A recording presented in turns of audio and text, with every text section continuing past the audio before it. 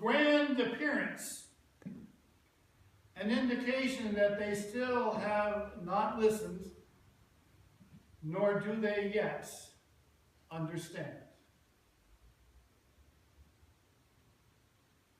Jesus tells them that this temple is doomed, that not one stone will be left upon another. Anxious for the overthrow of Rome and its collaborators, the Jewish authorities, and their temple system of domination, that den of robbers who devours widows' homes, they asked Jesus, "When will this be? And what are the signs?" What follows in Mark's Gospel in that 13th chapter is a second sermon in Mark's narrative. This one is often referred to as the Little Apocalypse. And citing traditional signs of end times, nations will rise against nation and kingdom against kingdom, and there will be earthquakes in various places, and there will be famines. Jesus tells them that none of those are the signs. They happen all the time. They are the ordinary stuff of this world. They are simply the birth pangs of the world to come. In other words, the Jewish revolt against Rome is not the way of the kingdom of God. This is followed by a warning to the disciples about what awaits them as followers of the way. Jesus says, like John before him and like himself, they will be handed over, persecuted, brought to trial, and rejected.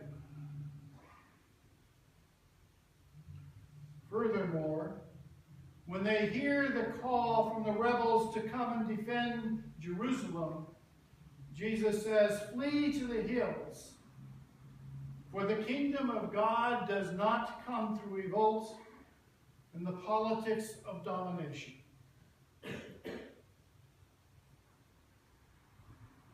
Finally, Jesus says to the disciples, "Be alert.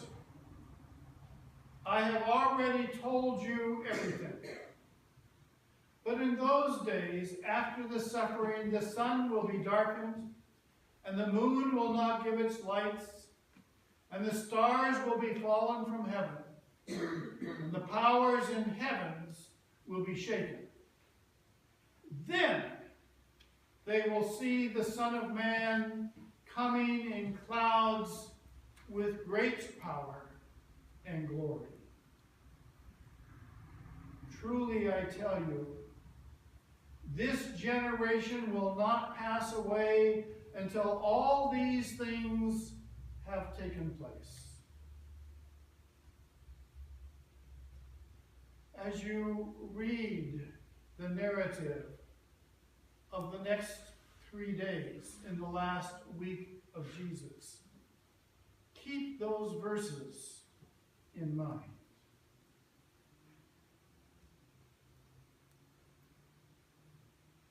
Because they will be played out.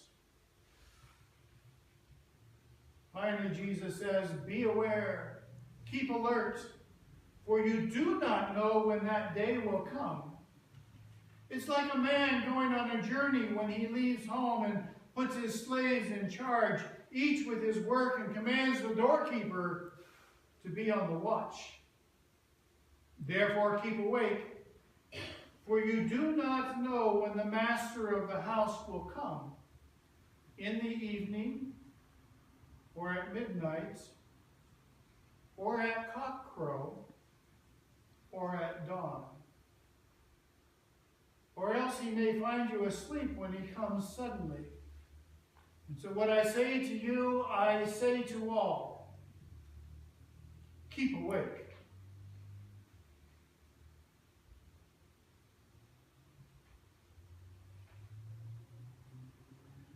The reason for apocalyptic literature